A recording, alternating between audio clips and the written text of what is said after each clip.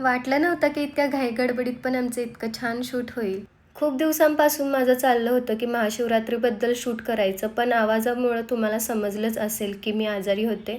तरी पण मला शूट करायचंच होतं. तर महाशिवरात्रीच्या आदल्या दिवशी शूट करायला घेतलं होतं. तर मी तर मेकअप चालू केला. इतका पसारा पडला होता आणि तोंडावरून पण समजलंच असेल, माझं तोंड पण खूप सुजलं होतं.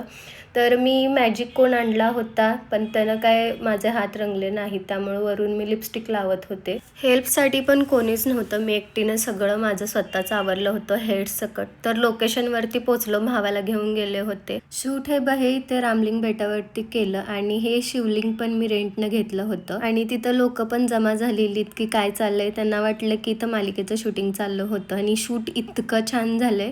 मी ऑलरेडी यूट्यूबवरती शॉर्ट्समध्ये अपलोड केलेलं आहे, तर तुम्ही तिथे जाऊन चेक करू शकता. तर हा मिनी व्लॉग व माझा लुक कसा वाटला कमेंट करून नक्की सांगा. तोपर्यंत बाय.